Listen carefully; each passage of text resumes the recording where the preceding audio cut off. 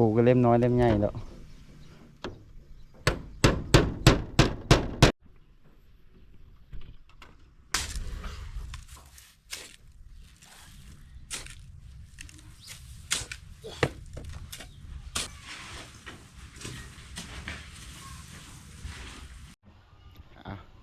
ถือว่าค้ำเติบพอไหมพี่น้องพอดีคนดินเข้าเต็มพวกห้องนะนี่ห้องนี้ก็เต็มเลยเอากับทักทายสบายดีแล้วก็สวัสดีพ่อแม่พี่น้องทุกท่านที่ติดตามรับชมยินดีต้อนรับเข้าสู่ช่องทองใหม่บ้านหน้าพ่อแม่พี่น้องเอาห่างหายไปในระยะ3 เดือนกับรัก2ใหญ่คนติดตาม 20,000 กว่าคนทุกคนเอาเลยวันนี้สิได้เดินทางไปให้นะเดี๋ยวสิไปเบิ้งเขาดุดไฟให้ก่อนไปพี่น้องปรีวัทองจ้าง 20,000เลยจ้าง 20,000เลยดาวเอา10,000แล้วจังเทาะน้ำหลังนะพอดีช่วงนี้วัทองมีรายจ่ายหลายพอพี่น้องก็บ่ค่อยมีเงินมีคำเนี่ยเดี๋ยวสิไปเบิ้งเขาเจ้าดุดไฟก่อนพอดีช่วงฤดูฝนนะมันมีแนวกินนะฤดูแล้งนี่นะส่วนฤดูฝนใครแน่เขามีหน่อไม้หน่อมันกินก็อยู่แถวบ้านนอกเฮาประมาณนี้แต่ว่าช่วงน้ำแรงมันมีแนวกินนะยุ่งเหินเขาพอดีน้ำฝ่ายกับมันบกกุ้มก็เลยสิจะให้เขาดูดให้ปัจจุบันนี้เขาจะเอาไปก้อนแล้วมื้อเช้านี่พ่อพี่น้องกับพอเนี่ยไปนำเดี๋ยวตอนสายๆนะค่อยสิไปน้ำหลังหากนะแ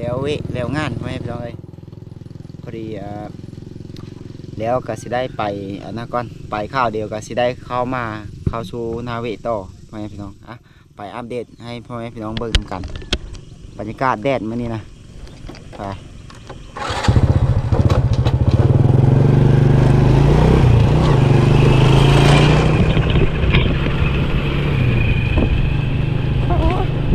แกเสือเลยเขาเห็นยาช่วงนี้นะเป็นช่วงของการปลูกมันนะได้พ่อแม่พี่น้องเขาจะปลูกมันแซว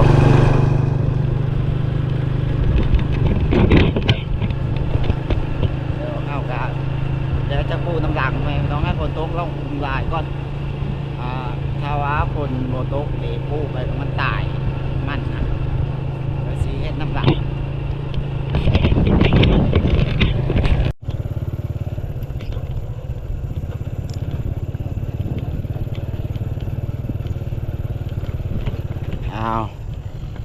มาหอดแล้วบัดนี้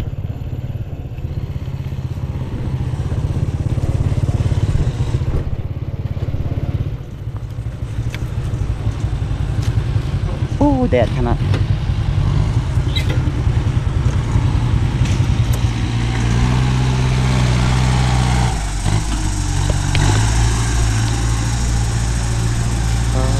ตุ๊กมันโมคอยนะแดดนะอยู่หลุมพอพี่น้องแต่ว่าพอมันมาปานก้อนมันก็เก่าไปเลยก็เฮิร์นก็เลยปานตื้มมองเก่าเนี่ยนะสิดูดมาให้น้ำบ่ให้น้ำขาด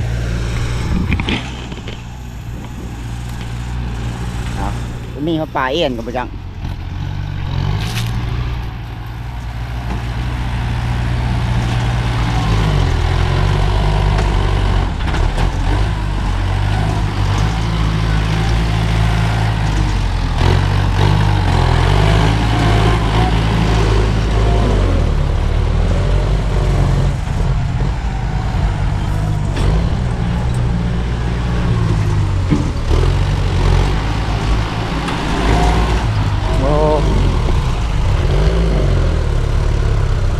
น้ำโลไลล้นแต่ละปีนะ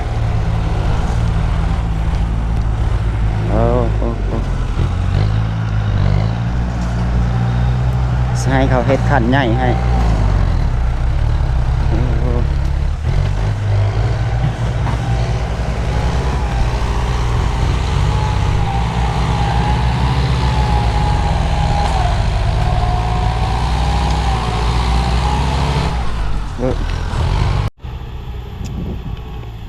แต่ว่าให้เขาเจ้าปรับกันให้มันสูงที่จริงขั้นท้ายค่อยมีไม่ได้ให้เขาเจ้าปรับมันสูงแล้วก็เสียให้เขาเจ้ากวาดลงให้มันเลิกให้น้ำกุ้มกินแบบกุ้มไซส์แล้วพ่อนะพ่อแม่พี่น้องยังบ่ได้นะดีน้ำเคยไหลลาดที ตอนนั้นมันจะมีห้องหนึ่งผมว่านี่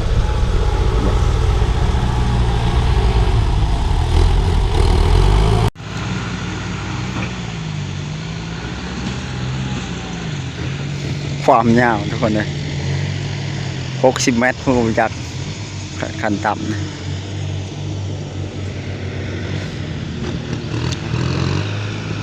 ถือว่ายาวได้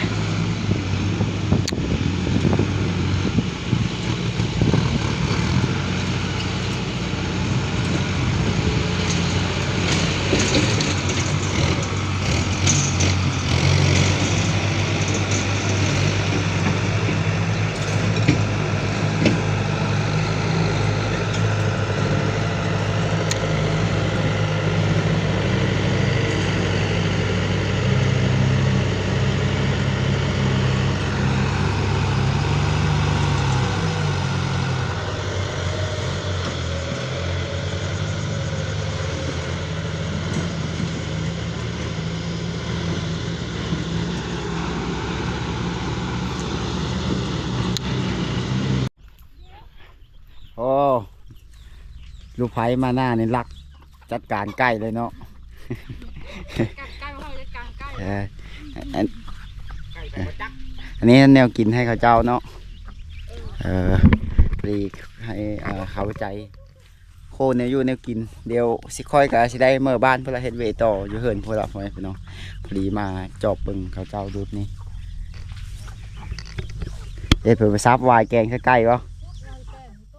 ต้มบ่อันนี้เลยเฮ็ดง่ายเฮ็ดเราก็ได้ฮะ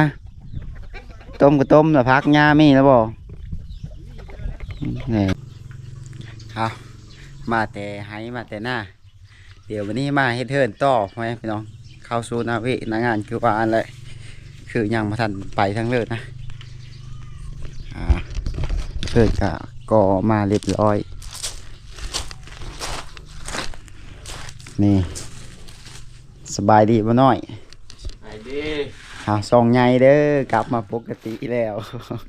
จะสิลงคลิปแรกละนี่กะคลิปซองใหญ่นี่กะพี่น้องเอ้ยนี่ไม้นี่ซื้อมาแผ่นหนึ่ง90,000นะใครก็ซื้อไม้ได้แผ่นสลาเนี่ยนะซื้อไม้นะแผ่น100,000ปลายเดี๋ยวทางอายเพิ่งกำลังกาเกี่ยมนี่เดี๋ยวมันนี่สิขึ้นอัดไปอัดทางนี้แหละเดี๋ยวสิถ่ายบรรยากาศตอนเฮ็ดให้เบิ่งพอให้พี่น้องเดี๋ยวสิกินข้าวเช้าก่อนยังไม่ทันกินข้าวเช้าตอนนี้9 โมงเช้า10 โมงเลยใกล้จะหอดเลยโซนตัวนี้เฮ็ดเรียบร้อยอายเป็นนึงอยู่ถึงพุ่นนะยังเฮ็ดอยู่มองนะใส่ไม้ดิวมันตบแต่งแต่อันนี้ยังไม่ทันเทพื้นยังไม่ทันเอาปูนมาโซนแหเอามาแล้วนี่4.5 ล้านแล้วเห็นนี่แต่ว่าเฮาก็ตักเนี่ยนะตักลายเลยรถ2 ล้าน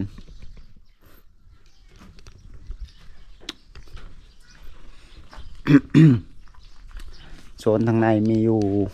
2 ห้องนอนนะ1 ห้องนอนแล้วก็ข้างนอก1 ห้องนอนขาวๆประมาณนี้แหละตัวนี้ซีเฮ็ด2 ประตูเพื่อตกแต่งเฮ็ดโบตัวนี้ก็ซีเฮ็ดโบใหญ่นี่เฮ็ดตัวนี้เฮ็ด3 ประตูบางเธอได้แต่เฮ็ดโบยาวตัวนี้นะเอากินข้าวเช้าก่อนมานี่ยังไม่กินข้าวเจอในก่อน10 โมงเลยประมาณทุกคนกินข้าวไปโทรเบิร์ดเลยมันแซ่บนู้นนี่ข้าวเต็มนี่ผู้ทันลงตะลังคากันจงข้าวถ้วยนึงเอากินถ้วยนึงก็ได้มาพอพี่น้องเลยข้าวแซ่บเนาะไปเพื่อแม่นะไปให้โอ้แกงมะขามใส่เห็ดเข็มผักเล่น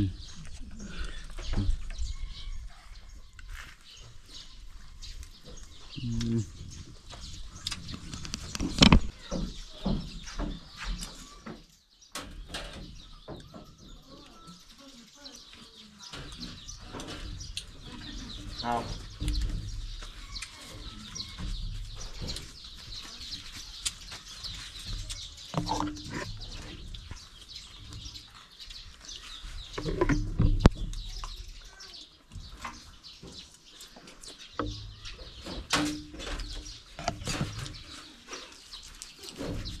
น่อไม้อยู่ก่อนเนี่ยพอจะกินมั้ยย่าง3 โด่ง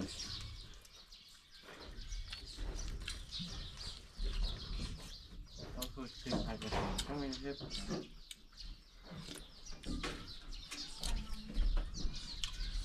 กินหลายๆนะครับตัวนี้แน่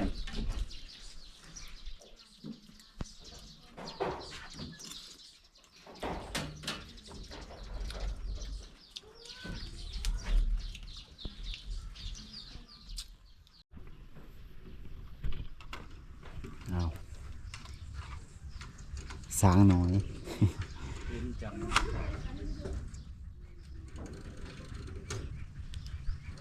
ข้านพันสูง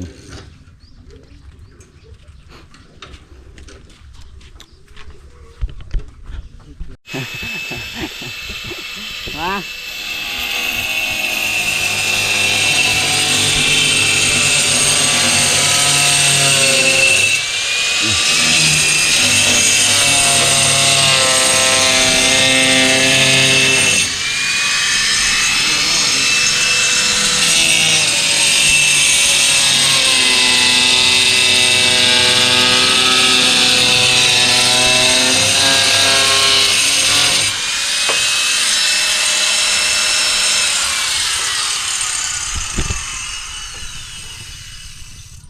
ปอนต่อ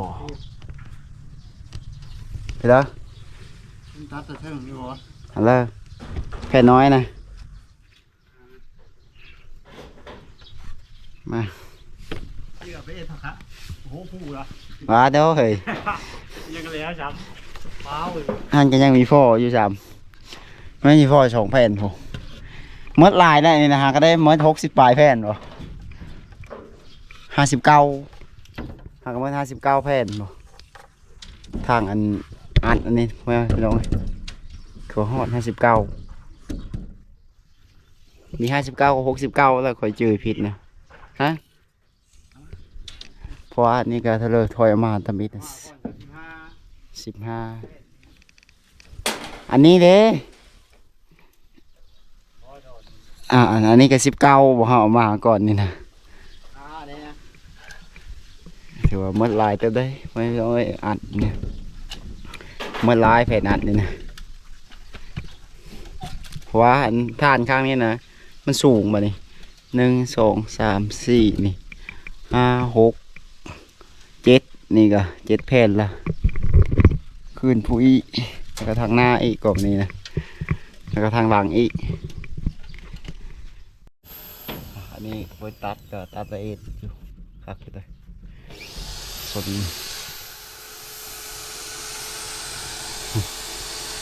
บอลต่อนี่ก้อยละเอียดนี่ว่านี่ นั่นตัวเท่าเล็กพอ เอาดีพ่อ2 แผ่นไปหน่อย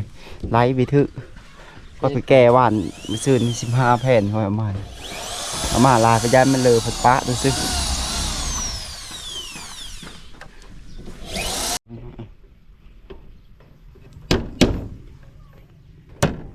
ตำอีกแล้ว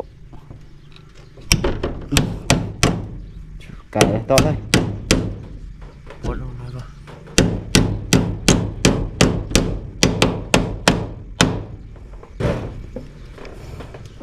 ยิงเลยนะมันมีแก้แล้ว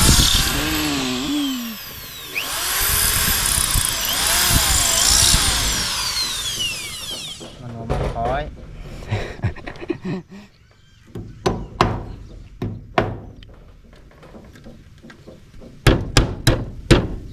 ปลูกก็เล่มน้อยเล่มใหญ่แล้ว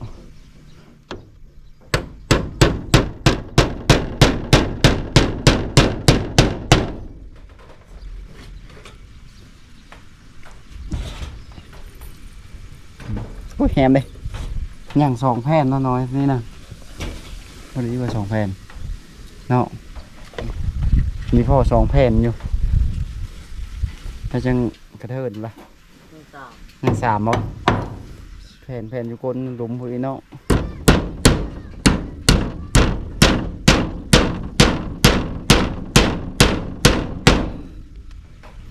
อ้าวเรียบร้อย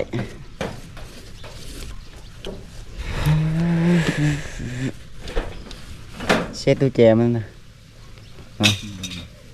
ทิ่มลงไปเพื่อนพดไปเอาเรียบร้อยอันนี้ยังแต่หั่นตัดอยู่มันกระเทินนะก็อยู่หั่นประมาณอยู่แผ่นปลายยังกะสูงสุดจะ3 แผ่นนะน้อยแผ่นนี้บ่พอนะเพราะไซส์หลายเลยนะเพราะว่าเขาอัดสูงเลยจะให้เบิ่งทางนี้โซนทางนี้ก็เรียบร้อยเลยประมาณนี้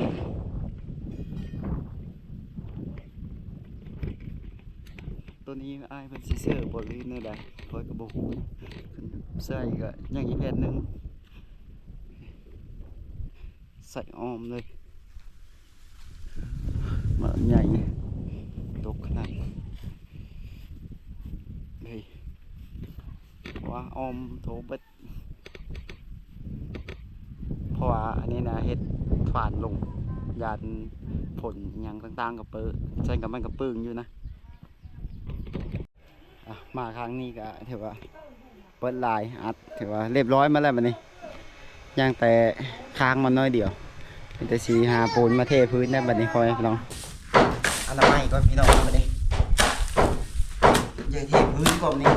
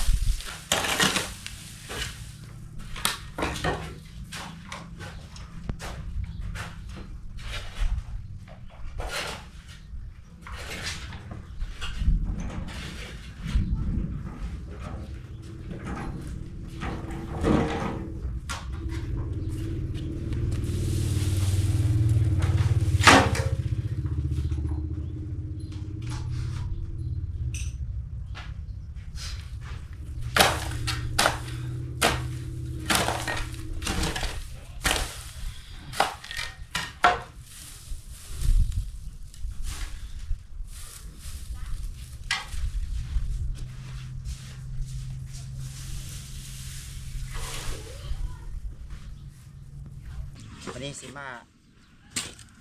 ปรับพื้นที่ทุกคนทางในเลยขดดินเข้าไปมันแล้วมันนี่ปรับพื้นที่นี่ใช่ที่หดมาหดไปหดมาทุกคน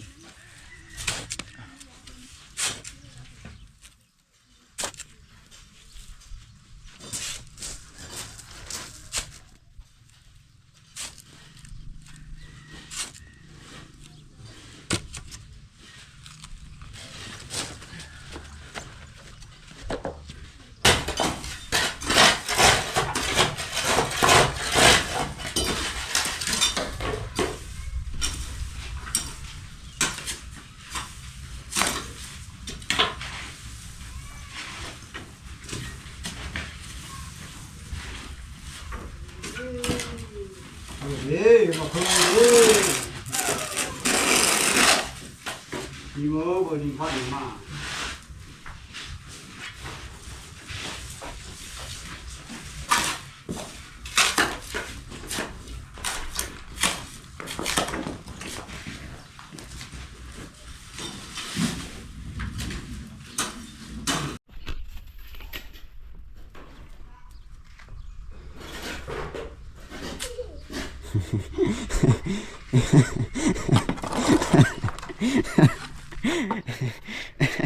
ไหวบ่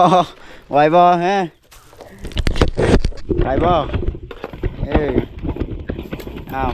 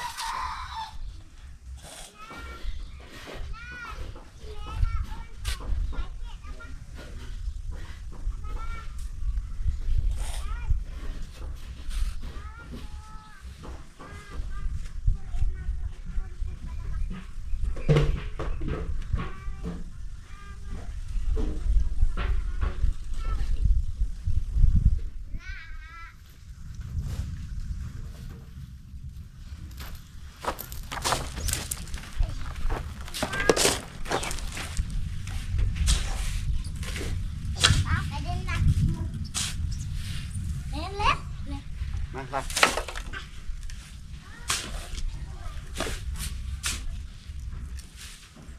เอาไปหาม ปลาล่ะขี้บ้าขี้แล้วค่อยละไปขี้ตามขี้บ้าเอาขี้พี่มา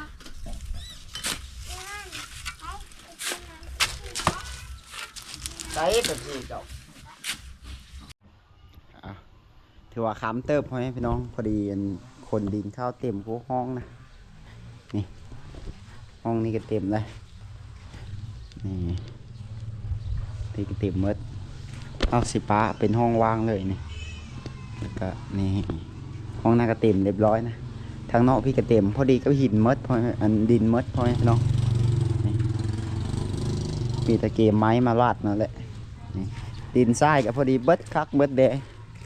มีแต่หนดินทรายมาไหม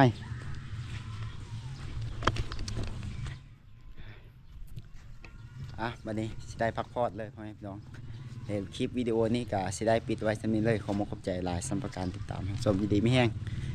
สบายดี